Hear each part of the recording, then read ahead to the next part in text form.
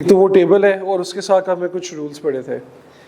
दूसरा लॉसेस का जो टॉपिक था वो हमने सैटरडे वाली क्लास के अंदर पढ़ा था, डेप्रिसिएशन का, अनअब्जॉर्ब्ड का, जो कि 2023 के पास पेपर के अंदर उसने टेस्ट भी किया हुआ है रिसेंटली, और देयर इज़ अ चांस शायद इस दफ़ा भी वो टेस्ट करे, क्योंकि वो रेगुलर बेसिस के ऊपर अनअब्जॉर्ब्ड को टेस्ट कर रहा है।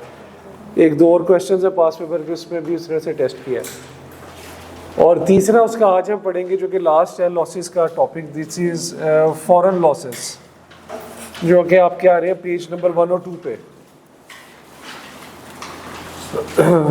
ये एक अलग से इसका टॉपिक है फॉरेन लॉसेस से रिलेटेड, तो इसको भी आज देखते हैं और कवर अप कर लेते हैं। अगर आपके फॉरेन लॉसेस आ रहे हैं तो उसकी ट्रीटमेंट क्या होगी। पेज निकालिए सबने, सेक्शन 104 है फॉरेन लॉसेस के नाम से। Deductible expenditure incurred by a person in driving foreign source income chargeable to tax under a head of income shall be deductible only against that income. ये बात हमने पहले भी पढ़ी है कि जो सा हेड ऑफ इनकम के अगेंस्ट खर्चा आएगा वो खर्चा उसी हेड ऑफ इनकम के अगेंस्ट लेस किया जाएगा।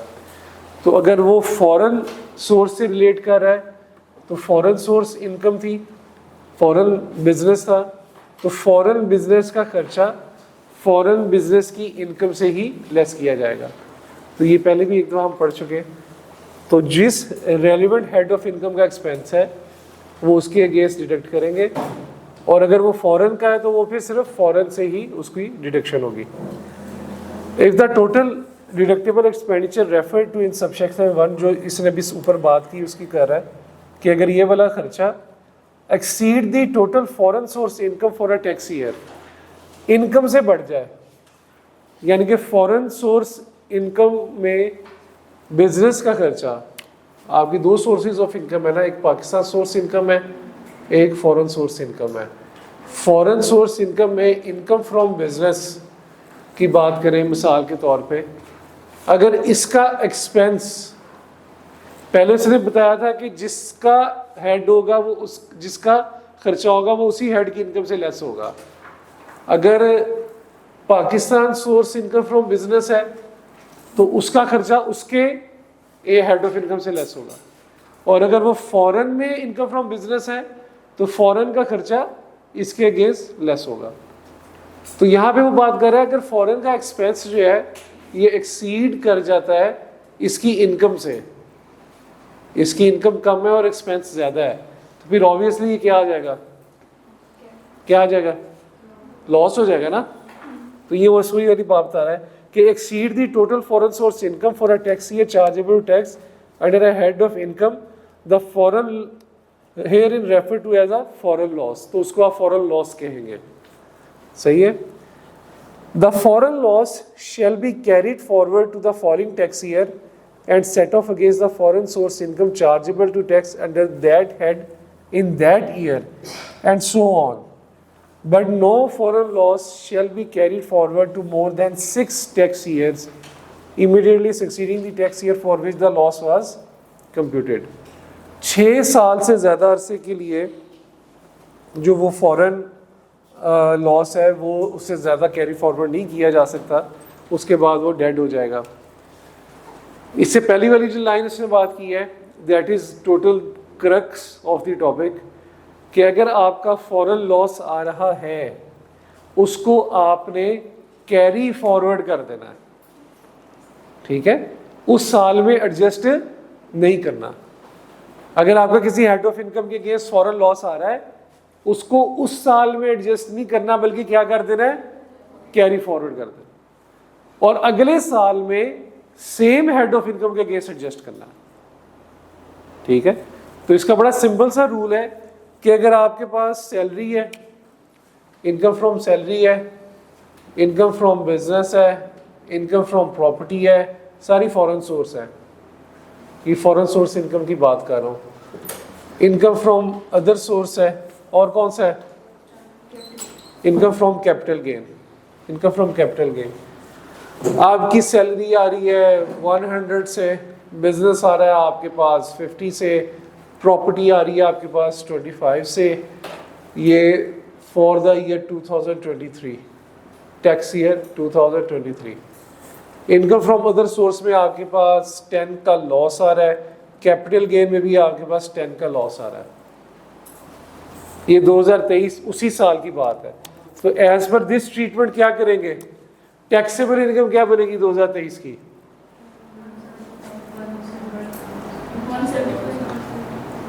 ये टैक्सेबल इनकम उसकी बन जाएगी। उस साल का जो लॉस होगा ये क्या हो जाएगा, कैरी फॉरवर्ड। सही है, सिंपल एज दैट, कोई एडजस्टमेंट नहीं, कोई कुछ नहीं। उस साल के जो लॉसेस होंगे फॉरेन सोर्स में वो अगले साल में कैरी फॉरवर्ड हो जाएंगे, simple as that, carry forward.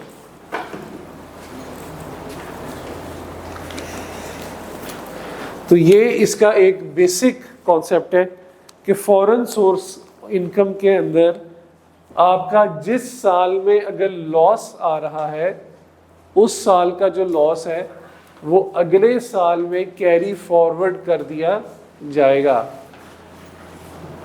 और अगले साल में टैक्स ईयर 2024 में ये फिर सेम हेड ऑफ इनकम के अगेंस्ट एडजस्ट करेंगे, इसे कैरी फॉरवर्ड कर देंगे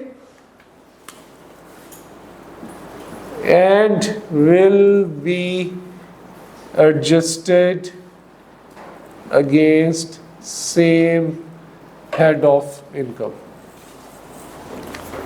in next year। और अगर उस साल में भी ना हुआ तो उससे अगले साल मजीद चलता रहेगा। तो ये फिर टोटल कब तक कैरी फॉरवर्ड हो सकता है, 6 ईयर्स सर। तो फॉरेन सोर्स के अंदर ये एक इंपॉर्टेंट कॉन्सेप्ट है और यही इसकी ट्रीटमेंट है।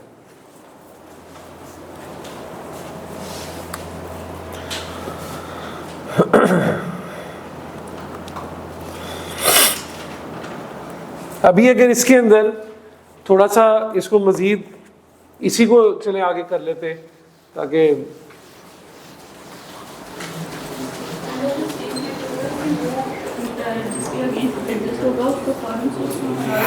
हाँ जी, फॉरेन सोर्स के अगेंस्ट ही होगा एडजस्ट। ये तो सबसे पहले बात उसने कह दी ना कि बिजनेस पाकिस्तान सोर्स अलग है, फॉरेन सोर्स अलग है, अंदर द सेम हेड होगा और होगा भी फॉरेन सोर्स के अगेंस्ट। यही अगर आप 2024 में आ जाए, नेक्स्ट ईयर टैक्स ईयर 2024, अब अगर 2024 के अंदर ये एज इट इज में रखूं और अगर उसे इनकम फ्रॉम अदर सोर्स हो जाए 20 से, ठीक है, और कैपिटल गेन में उसे लॉस हो जाए, कैपिटल गेन में लॉस हो जाए 2024 में, और यहां पे सेम ही कर ले, 100 था, 50 था और 25 था। अब इसकी 2024 की टैक्सेबल इनकम क्या बनेगी, ये 3 एज इट इज आएंगे, ठीक है, इसके अगेंस्ट ये 10 पिछले वाला लेस कर दिया जाएगा। तो ये कितना शो होगा 10 से, इसका क्या होगा 15 कैरी फॉरवर्ड हो जाएगा। हम कैरी फॉरवर्ड करेंगे, लेकिन जब इस 15 को कैरी फॉरवर्ड करेंगे तो कैसे करेंगे, अलग अलग करेंगे कि 10 हम कहेंगे 2023 का और 5 कब का 2024 का। तो टोटल जो कैरी फॉरवर्ड हो रहा है दैट इज 50। सही है। तो this is how we will treat the foreign source, foreign losses. कुछ क्वेश्चंस में ऐसे दिया होता है कि आप कैरी फॉरवर्ड करें, कुछ क्वेश्चन में ऐसे दिया होता है कि ये साल दिया है, इसके साथ पिछले साल का डाटा दिया होता है। इस साल के साथ क्या दिया होगा, पिछले साल का डाटा दिया होगा। तो इस साल का लॉस क्या हो जाएगा, इस साल का लॉस क्या होगा, कैरी फॉरवर्ड, और पिछले साल का क्या होगा, वो एडजस्ट होगा। इसमें पिछले साल वाले एडजस्ट हो जाएंगे और जो उस साल का करंट लॉस होगा वो क्या होगा, कैरी फॉरवर्ड, क्योंकि करंट लॉस आपने हमेशा कैरी फॉरवर्ड करना है और पिछला जो लॉस है उसको एडजस्ट करना है।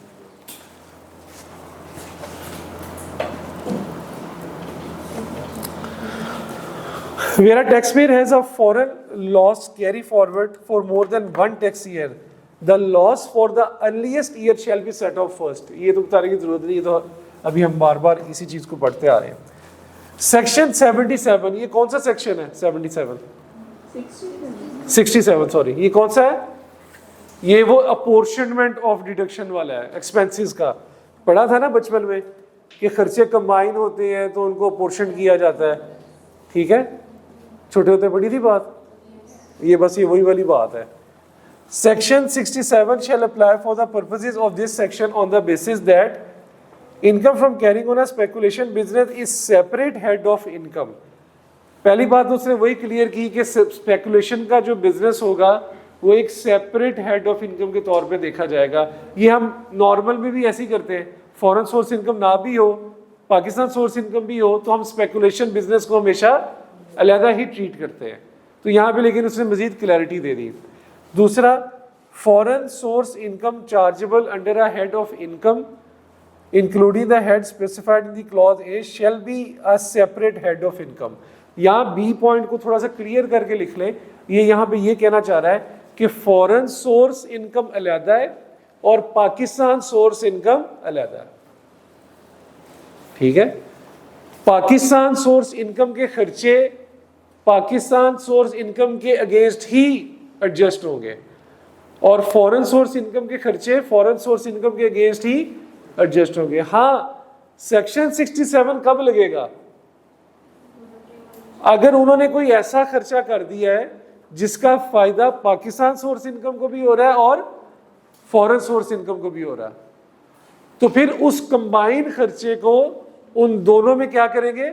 अपोर्शन करेंगे और बेस्ड ऑन देयर रेवेन्यू। मिसाल के तौर पे इसकी बड़ी कॉमन एग्जांपल हम दे सकते हैं कि एक बंदे का बिजनेस है जो पाकिस्तान में भी है और यूएस में भी है, ठीक है? तो पाकिस्तान के अंदर उसका जो बिजनेस है उसका रेवेन्यू आ रहा है 1000 और जो यूएस में है उसमें रेवेन्यू आ रहा है 1500। लेकिन ये रेवेन्यू लेने के लिए उसने दो तरह के खर्चे किए हैं। एक उसने दे रहा है सैलरीज, एक वो कर रहा है एडवर्टीजमेंट एक्सपेंस। सैलरीज के बारे में उसने कह दिया कि जो पाकिस्तान के लोग हैं उनको मैं सैलरी दे रहा हूं 100 रुपया, यूएस के जो लोग हैं उनको मैं सैलरी दे रहा हूं 150 रुपया, ठीक है? ये हो गया स्पेसिफिक खर्चा। लेकिन बीच में उसने कह दिया कि एडवर्टीजमेंट का खर्चा भी आता है 500 का, एडवर्टीजमेंट का खर्चा भी आता है 500 का, जिसकी बेस पे ये रेवेन्यू ले रहे हैं। अब इसमें स्पेसिफिक खर्चा कौन सा है? ये, और ये क्या हो जाएगा? कंबाइंड खर्चा। अब इस कंबाइंड खर्चे को क्या हम करेंगे? अपोर्शन करेंगे between Pakistan source income and foreign source income. तो इस 500 को कैसे अपोर्शन करेंगे? Base on the revenue. 500 divided by 2500 multiply by 1000, जो इधर आएगा इसमें आ जाएगा, जो मल्टीप्लाई करके 1500 आएगा वो इधर आ जाएगा। सही है? तो ये बस वही बात कर रहा है कि अगर आपके एक्सपेंसेस कॉमन एक्सपेंसेस आ गए हैं, अगर आपके कॉमन एक्सपेंसेस आ गए हैं पाकिस्तान सोर्स इनकम पे और फॉरेन सोर्स इनकम पे, तो उसको पहले क्या करें? अपोर्शन करें कॉमन एक्सपेंसेस। जो स्पेसिफिक खर्चा होगा वो तो एज इट इज आ जाएगा, कॉमन को अपोर्शन करना पड़ेगा। वो अपोर्शन करके फिर आप निकालेंगे कि मुझे लॉस हो रहा है या गेन हो रहा है। ये करना जरूरी इसलिए है कि आपने चेक करना है ना कि कहीं पे लॉस हो रहा है या गेन हो रहा है। तो लॉस निकालने के लिए उस हेड के पर्टिकुलर खर्चे उसके अगेंस्ट लेस करेंगे।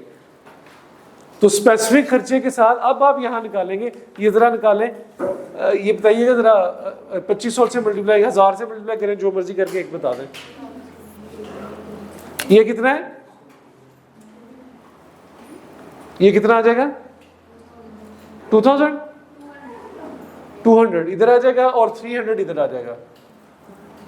बेसिकली ये एलोकेट करने के बाद मैं देखूंगा ना, ये मुझे 700 का इनकम आ रही है और यहां मुझे 1050 की इनकम आ रही है। ये एलोकेट करने के बाद मुझे पता चला। तो ये कुछ स्टेप्स हैं जो आपको ज़हन में रखने हैं कि सबसे पहले आपने खर्चों को एलोकेट करना है, अपोर्शन करना है, फिर देखना है कि मुझे लॉस है या गेन आ रहा है। सही है। तो फिर अगर लॉस आता है तो वो लॉस करंट ईयर का कैरी फॉरवर्ड हो जाएगा, और अगर पिछले सालों में लॉस आ रहा है तो उसे करंट ईयर में पहले एडजस्ट कर देंगे। ठीक है, इसमें कोई क्वेरी, कोई प्रॉब्लम?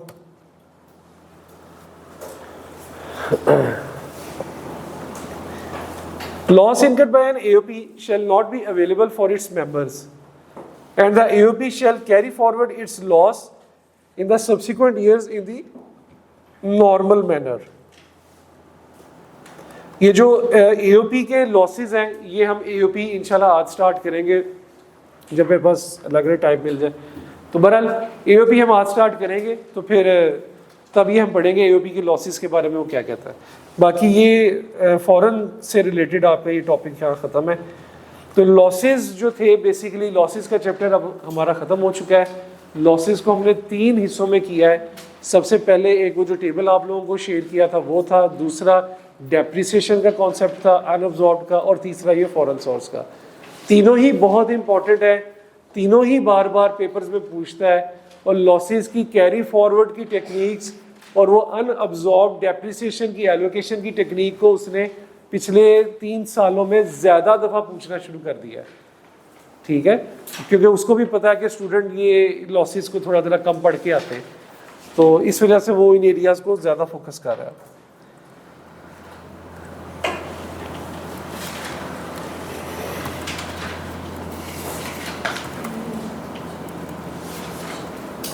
एक और छोटा सा टॉपिक है, इसकी एक एग्जांपल है फॉरेन सोर्स की, काफ़ी अच्छी एग्जांपल है, वो दूसरी बुक के अंदर है। मैं वो तस्वीर जो है वो आप लोगों के साथ शेयर कर दूंगा आज, या फिर अभी किसी स्टूडेंट से कहता हूँ। वो एग्जांपल आप लोगों ने खुद पहले अटैम्प्ट करनी है आज घर जाके, ठीक है, फिर कल मैं यहाँ पे आपको करवा दूंगा सुबह आके। लेकिन एक दफ़ा आपने अटैम्प्ट लाजमी खुद से करके आनी है इन कॉन्सेप्ट की बेस पे जो हमने पढ़े हैं। सिंपल एग्जाम्पल है, कोई इसमें मसले वाली बात नहीं है, लेकिन मैं एक दफ़ा फिर भी आपको करवा दूंगा। अच्छा, एक और छोटा सा कॉन्सेप्ट है, उसको देख लेते हैं।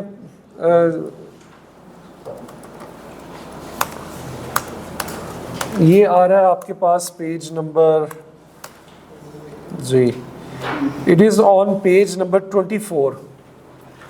Minimum tax on income of certain person, section 113। Minimum tax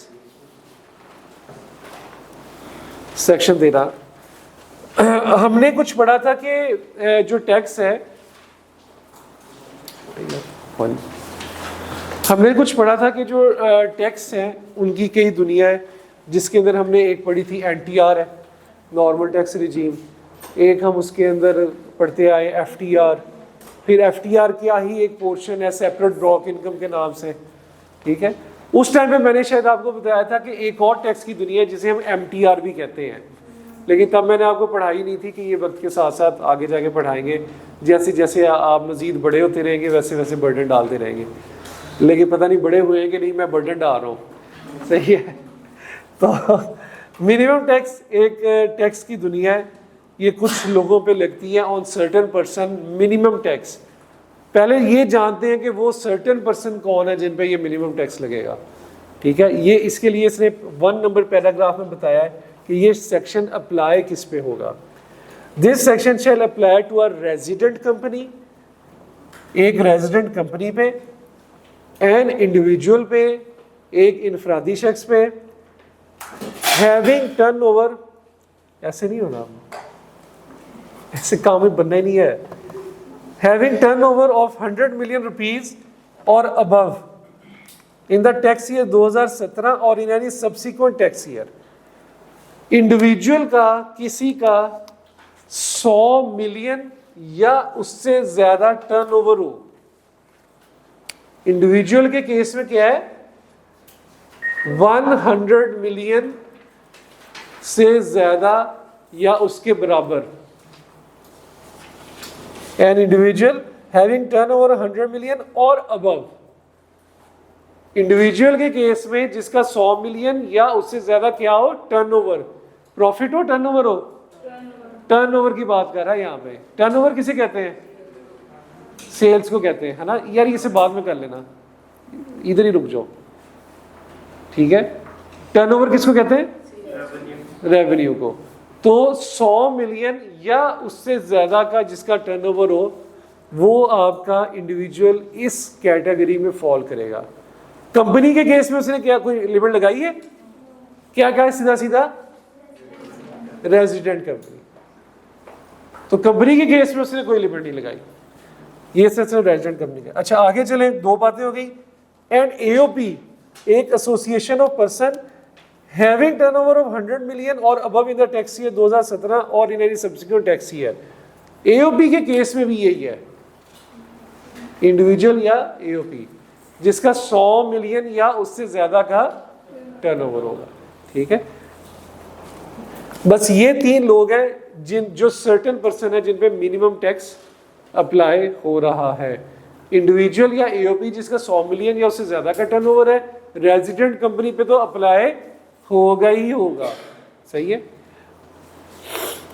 Where for any reason whatsoever allowed under this ordinance include any other law for the time being in force। अच्छा ये किस किस रीजन से हो सकता है, क्या वजह है कि मिनिमम टैक्स अप्लाई हो सकता है?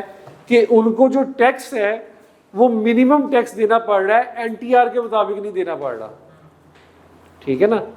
अगर ये मिनिमम टैक्स ना लगता तो वो टैक्स कैसे देते? एनटीआर के मुताबिक, नॉर्मल टैक्स रिजीम में, ठीक है। तो अब वो कह रहा है कि क्या वजूहात ऐसी हैं कि उन्हें मिनिमम टैक्स देना पड़ रहा है और एनटीआर नहीं देना पड़ रहा। वो वजूहात नीचे लिखी है। लॉस फॉर द ईयर, उन्हें प्रॉफिट आया ही नहीं है पूरे साल में। पूरे साल में क्या आया है? लॉस। जब लॉस आ गया है तो उन्होंने कहा कि यार इन पे मिनिमम टैक्स लगाओ, इनके पास प्रॉफिट तो है नहीं, तो कहाँ टैक्स लगा दो? इनके रेवेन्यू पे टैक्स लगा दो, टर्नओवर पे टैक्स लगा दो, ठीक है। ये भी पढ़ेंगे हम, ये एप्लीकेबल किस पे होगा। The setting of a loss of an earlier year, पहला पॉइंट था कि करंट ईयर में लॉस आ गया। दूसरा पॉइंट ये है पिछले साल के लॉसेस इतने ज्यादा थे, जब एडजस्ट किए तो इस साल में लॉस ही नहीं बचा, प्रॉफिट ही नहीं बचा, ठीक है। तो सेट ऑफ किए पिछले साल के losses. Exemption from tax, tax की एग्जेम्पशन थी उनके पास। एप्लीकेशन ऑफ क्रेडिट्स और रीबेट्स, टैक्स क्रेडिट या रीबेट इतने ज्यादा ले लिए कि उनके ऊपर टैक्स अप्लाई ही, लायबिलिटी ही नहीं बनी। और द क्लेमिंग ऑफ अलाउंसेस और deductions including depreciation and amortisation. Depreciation और अमोर्टाइजेशन इतनी ज्यादा क्लेम कर ली कि उनकी टैक्स लायबिलिटी ही नहीं बनी, ठीक है। नो टैक्स पेबल और paid by the person for the year और द टैक्स पेबल और paid by the person for the year, ये आगे पॉइंट लिखा है, is less than 1.25% of the amount representing the person's turnover from all sources for that year। तो minimum tax का जो rate है that is generally 1.25% of turnover। Generally जो rate है ये क्या है? 1.25, लेकिन ये रेंज करता है, वो नीचे लिखा हुआ है इन्होंने, वो भी उस पे आते हैं हम। नॉर्मली जो मिनिमम टैक्स है that is 1.25% of the turnover, ठीक है। और टर्नओवर पे टैक्स कब लग रहा है?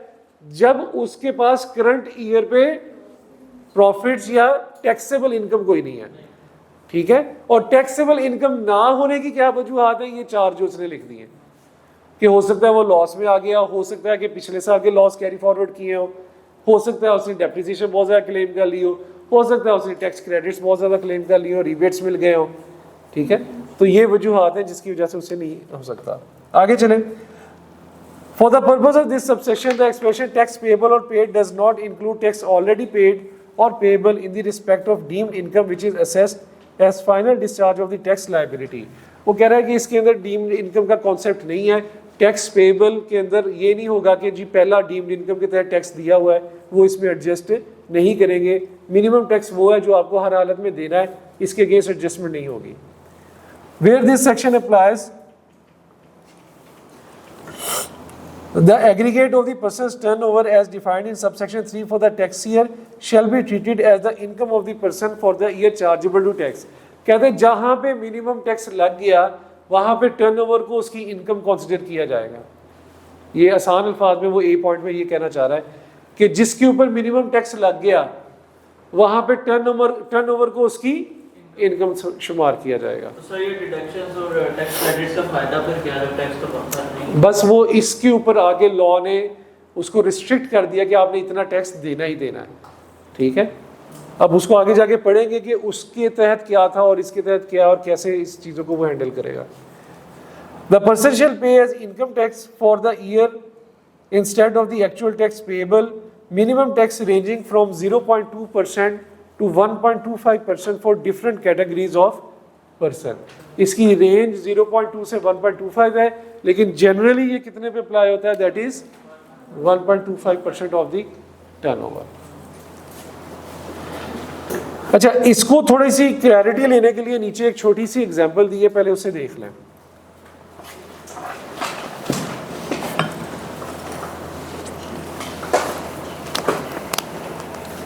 मिनिमम टैक्स जहां अप्लाई होता है ना, वहां पे आप कंपैरिजन करते हैं। आप कंपैरिजन ये करते हैं कि आप टैक्स की लायबिलिटी निकालते हैं जो एनटीआर के मुताबिक होती है, उसको कंपेयर करते हैं उस लायबिलिटी के साथ जो मिनिमम टैक्स में बनती है। इन दोनों का कंपैरिजन करते हैं, जो हाईएस्ट होती है वो टैक्स लायबिलिटी पे करते हैं, ठीक है। जो हाईएस्ट आएगी वो पे करेंगे। ये एग्जांपल देखते हैं। ABC and company is an AOP with annual turnover under the normal tax regime of 116 million. यानी कि 116 मिलियन का मतलब क्या आ गया कि ये इससे एक्सीड कर गया, 100 मिलियन से बढ़ गया। तो माइंड में कॉन्सेप्ट गया कि इसके ऊपर एमटीआर अप्लाई होगा during the tax year 2023। If the taxable profits of the AOP is 15,70,000, compute the liability of the AOP for the tax year 2023। Solution को नहीं देखना फिलहाल। अब उसने बताया कि ये एओपी है, एओपी का टर्नओवर कितना है? 116 मिलियन। 116 मिलियन है ना, ठीक है, एनुअल टर्नओवर। अब क्या है, 116 मिलियन उसका एनुअल टर्नओवर है, उसका टैक्सेबल प्रॉफिट भी दिया हुआ है। कितना दिया हुआ है? कितना दिया है? 1.57 मिलियन। लेकिन आप इसको पूरा ही लिख लें फिलहाल अंडरस्टैंडिंग के लिए, इसको भी मैं पूरा कर रहा हूं, ठीक है। ये उसका टैक्सेबल प्रॉफिट आ रहा है। अब अगर ये सेक्शन हमने ना पढ़ा होता तो आज तक की हमारी अंडरस्टैंडिंग के मुताबिक हमने टैक्सेबल प्रॉफिट के ऊपर टैक्स लायबिलिटी निकालनी थी। ऐसे ही है ना, अगर फर्ज करें हमने ये सेक्शन नहीं पढ़ा तो हम पहले ऐसे ही चलते हैं, टैक्सेबल प्रॉफिट के ऊपर टैक्स लायबिलिटी बताएं क्या है, इसके ऊपर टैक्स लायबिलिटी क्या है, इसने यहां दी होगी, मैं आपको यहां से देख के बता देता हूं। 1,49,000 इसने दी है। तो टैक्सेबल प्रॉफिट के ऊपर जो आप वो चैप्टर अपने उसमें जाके निकालेंगे तो इसकी लायबिलिटी बन रही है 1,49,000। तो ये सेक्शन पढ़ने से पहले तक की इंफॉर्मेशन के मुताबिक हमने टैक्स कितना देना था? 1,49,000।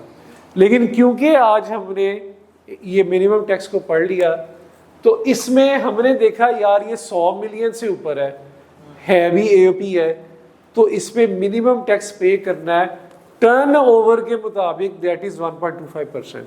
तो अब आप ऐसा करें, 116 मिलियन का 1.25% निकालें तो वो कितना आ रहा है?